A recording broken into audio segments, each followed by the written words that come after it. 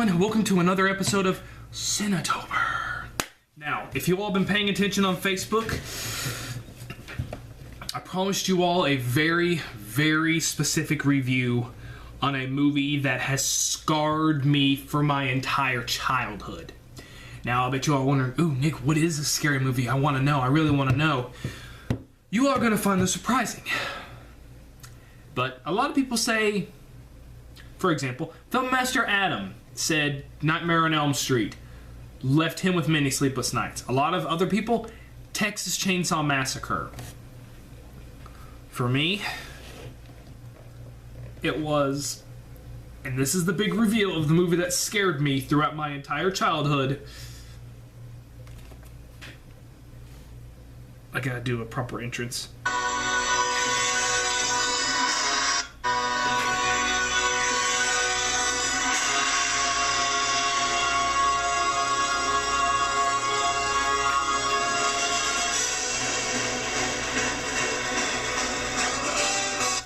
Yes, ladies and gentlemen, you all may be laughing, but the very first Jurassic Park movie scared me to death.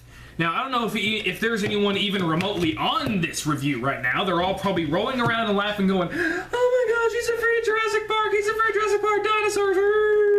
No, but the fact of the matter is, this movie scared the piss out of me. And you know why? It's because Jurassic Park 3 fooled me. Yes, I did not watch Jurassic Park, the original, until I was 9 years old. Jurassic Park 3 had just come out on DVD. I watched it 3 times. I was like, this isn't scary at all. I want to watch the first one. And I was really easy to scare as a child. Heck, okay, in Mighty Morphin Power Rangers, go Power Rangers! You know, like where they had the dinosaurs as their Megazords? Well, I loved the Red Ranger. I was afraid to be left alone in his backyard because I was afraid of the woods. I was honestly afraid to turn around because I honestly thought there was going to be a gigantic Tyrannosaurus Rex getting ready to chase after me. Jurassic Park left me with many sleepless nights. So, okay, and Jurassic Park 3, I watched that 3 times, and after this movie scared me, the third one even scared me. I was honestly afraid to sleep, because I was honestly laying there thinking, I'm gonna wake up, and there's gonna be a velociraptor staring at me and gonna eat my face. Okay, so, I'm not comparing this to the book. I'm really not. I've already made my review of the book. You can see that on my YouTube channel. But now, Jurassic Park, of course, as you know, is the film of basically science screwing with nature. Let's get started. So the film opens up with people taking a raptor and putting it into captivity, and we get all the people with the tasers and the guns trying to make sure nothing bad goes wrong. Unfortunately, the raptor gets smart and knocks the thing away, and the guy ends up dying, and this brings Gennaro in. And we're also introduced to Robert Muldoon in the beginning of the movie. So then Robert Muldoon meets up with this guy who's basically saying, look, Hammond is getting sued. I need people who is going to be able to present a good argument. I've already got Ian Malcolm, but they think he's too much. We need Alan Grant. And thus we are introduced to Alan Grant. Now, Grant is probably one of the best characters in the movie. It shows him like digging up a dinosaur, and then this guy comes up and they're like, Dr. Grant Sattler, we're ready to try again. And they have been working with this machine that where they won't have to dig anymore. Alan doesn't like that, and Alan's also not good with computers. So then he talks about like how dinosaurs possibly turn into birds, and then he talks about the velociraptor, and this kid's like, that doesn't look very scary, you're more like a 6-foot turkey. So then he scares the kid by basically talking about the velociraptor and using the claw and cutting open his stomach and stuff like that. So then basically a helicopter comes down and we're introduced to John Hammond, the guy who made Jurassic Park. And he's basically saying, look, I need you and Ellie Sattler, who in the movie is his girlfriend. Like I said, I'm not going to compare this to the book. Anyway, so then he's basically saying, look, I need you and Ellie to come down to the park. If you come, I will fully fund your dig for another 3 years. Which he does. And then we're introduced to Nedry. And then we're introduced to Dogson, who doesn't reappear in the second film. Sorry, little rant rage. So they're talking about basically like how he's going to get the embryos off the island and everything like that. He gives him the shaving cream can, and then it's off to the park. We're then introduced to Ian Malcolm, who is played by Jeff Goldblum, Mr. in the whisper, whisper. Mommy's very angry, with the whisper and chaos and all that stuff. Yeah. So Jeff Goldblum, or let me rephrase that. Actually, no, he's playing Jeff Goldblum. Ian is basically like talking about chaos and everything like that, and he does go over chaos a little bit in the film. We then see the island. And, with the epic theme music, with which, thanks to Nostalgia Critic, good luck getting this theme song out of your head. It will stay in your brain for weeks or till you're dead. So, yes, we get the island and we see the beauty of the island. Let me turn on another light. But we see the beauty of the island. We see the beauty of the island, and when they get on the island, they're driving through. And they're driving through and they stop by and they see the Brachiosaurus. And it looks beautiful. Seeing this creature and the fact that made these movies good, none of the dinosaurs were CG. It was all animatronics. They made these look real. It wasn't no fake CG. I mean, the dinosaurs are fake in the movie, but they look so real and they feel real. And that was one of the things that Steven Spielberg got with this great movie.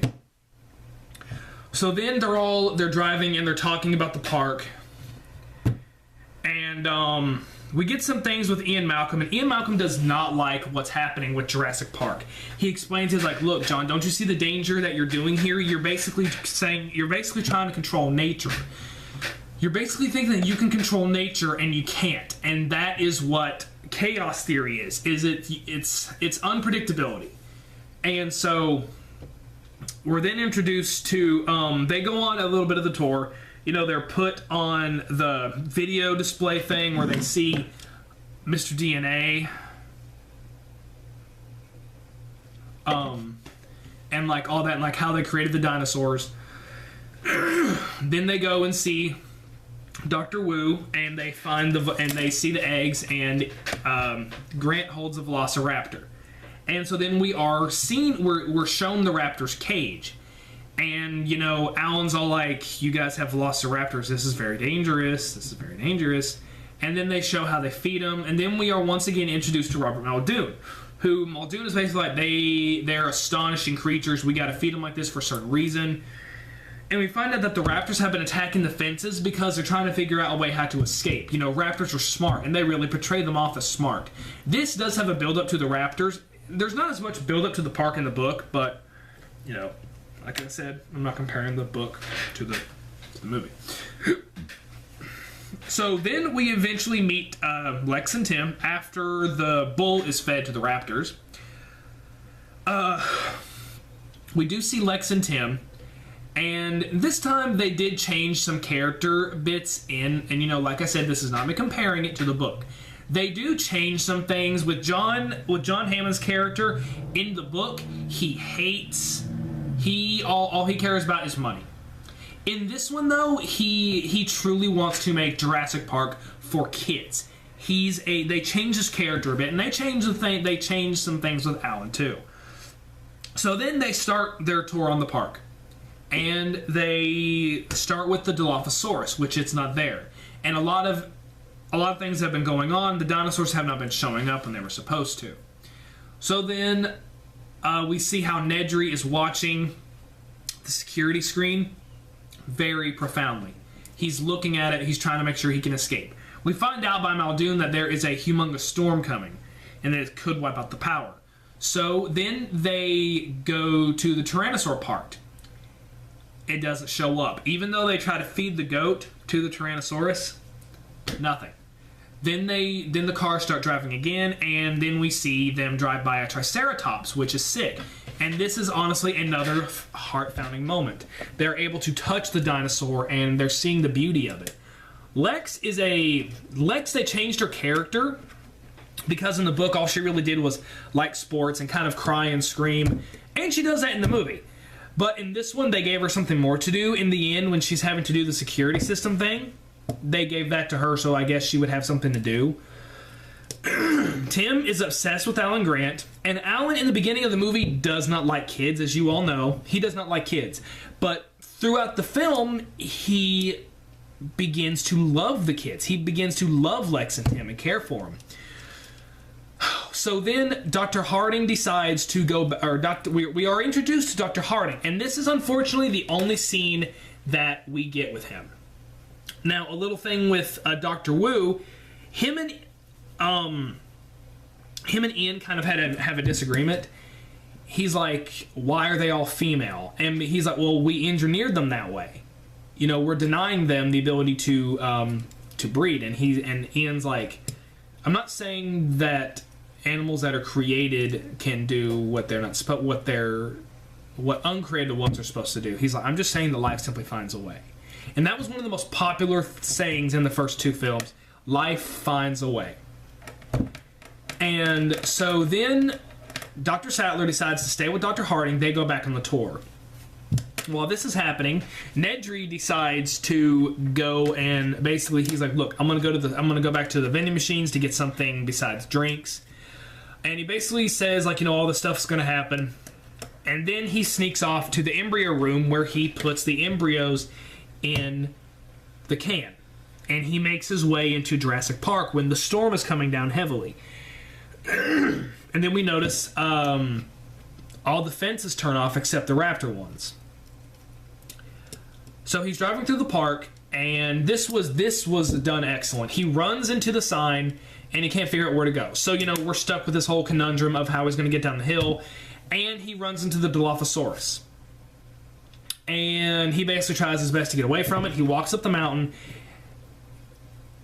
and he slips and falls down the mountain, and when he climbs back up, the Dilophosaurus is there. It sprays some venom on him and then sprays him in the face. He runs into the door, and the can falls out of his jacket. So then he gets back in, and then unfortunately we are met with his... Actually, no. We are met with his satisfying demise, because I hated Nedry. I wanted him to die, in the movie and in the book. So that can is lost. And then we get the... Now, I'm just going to say, I was a 9-year-old kid, okay? All of a sudden, the ground starts shaking. The ground starts shaking. The ground starts shaking. I see the Tyrannosaurus. I start to cry. Jurassic Park made me cry, and not in the... Yes. It was more like the... Turn it off. Turn it off. I was crying, people. This movie, this PG kid adventure family type movie made me cry. I couldn't even finish the movie. When the T-Rex broke out, I was crying and tears hiding my face because I was afraid that the kids were going to get eaten. They cut the movie off. And I woke up with a stomachache because I was so scared. This movie scarred me for life. Alright, so the T-Rex scene happens, and it's done scary and phenomenal. You know, the power is out. We see the T-Rex's hand test the power cord. We see the goat's body fall on the car. And then all of a sudden, we see the T-Rex, and then this is when the crap hits the fan. You know, Christopher Titus says, when you see the crap about to hit the fan, you step to the side of the fan. The T-Rex breaks out and goes on a rampage. And Ian says, I hate when I'm right all the time. Meaning, he was like, look, you cannot control nature. He's like, look. And Alan was even like, you can't just suppress a million years of gut instinct. You can't make these animals work the way you want. And Ian was like, boy, I hate being right all the time. The T-Rex breaks out, and Nedry runs into the bathroom, and he gets eaten. So Lex is in the car freaking out, getting a flashlight. And Ian and Alan are like, turn the light off, turn the light off. And she shines the light in the T-Rex's eyes, and then it tries to eat them. But then Alan gets a flare, and he distracts the T-Rex. Unfortunately, Ian gets a flare, and he gets knocked into the bathroom, and it knocks him unconscious. So then, the T-Rex basically pushes the van over into the tree. And Alan and Lex are basically like, don't move. They can't see us if we don't move. When I review The Lost World, I'm gonna come back to that. Just wait. You'll wait till next time. So then they basically do this thing like where they keep having to move around the car and freezing. So the T-Rex throws the car into the tree, and Lex and Alan escape. And then we find out the stuff that Nedry has been doing. And then we get the tree scene where Alan's like, look, I've got to go get him. And he does, and he gets Tim out of the tree.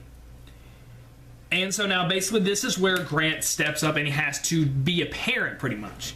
And so while this is going on, Ellie and Muldoon are going to try to find Grant and the kids. And Arnold, Arnold, who was played by Samuel L. Jackson, he says, look, John, I can't get Jurassic Park back online without him. So then, we get the scene where Ellie and Robert Muldoon find Ian, and he's like, remind me to thank John for a lovely weekend. So when they go and they find the other car, we get the T-Rex chasing the van, and it was pretty cool. He's like, anybody hear that? It's an impact tremor is what it is. I'm fairly alarmed here. Come on, we gotta go. And they do get away. So then, they wake up and they discover the Brachiosauruses. And then we get a funny scene where Lex gets sneezed on. And with the dinosaurs, we get these awesome, loving moments with them. But then when they're walking, Alan discovers that the dinosaurs are breeding because of the certain frogs that they used in the DNA. So then they're faced with the conundrum of how Robert is going to turn the system back on. So they turn all the power off. They turn it back on, but Robert has to go to turn the circuit breakers on. So he does. Unfortunately, he doesn't come back. So when he doesn't come back, Ellie decides, I'm going to go do it myself. While this is happening, Alan and Lex and Tim are trying to walk through the park to get back to the main area. They run into the T-Rex again. And Alan and Tim are kind of a little mean to Lex. She's staring at it. She's like, look, I want to go. He's like, look at it. I bet you'll never think of birds the same way again. And Tim keeps wanting to look at it. Alan's like, come on, let's go. So Ellie gets to the place, but Robert goes with her. And Robert's like, look, we're in trouble. We're actually being hunted. So while he's going to take care of the raptor, Ellie goes into the building, and she gets to the controls, and she turns the park systems back on. So while this is going on, Tim, Alan, and Lex are near the fence, and Alan makes a little bit of a joke. He grabs the fences and pretends to be electrocuted. And so then when the T-Rex roars, they're like, crap, we gotta go, we gotta freaking go. And when she turns all the power on, Tim is the only one on the fence, and Alan and Lex are down, and he's like, look, you've got to jump. The power's getting ready to come back on. And unfortunately, when Ellie turns on the power, Tim gets shot. And then, with all this creepiness, with all these dark places, we see the Velociraptor for the very first time we see these creatures. And it's just it's a heart-popping moment. She's like, yes, we're back in business. Bam! And she's running. She finds what happens to Arnold. He died. So she runs back, and we find out that Muldoon falls under to something Alan talks about when he discusses what happens with raptors, or what did happen with raptors. You see a raptor, and it doesn't do anything, but then two others come from the side. Well, Robert has a gun, and he's pointing it at the raptor, but then the other raptor comes in and bites and rips his face off. And he unfortunately dies. So then Alan is trying to revive Tim, which he does, and then they go back to the main park area. Well, guys, this has been part 1. Stay tuned for part 2. I'm hoping you're enjoying this. I know I sure am. I hope you guys are all laughing because I'm afraid of Jurassic Park.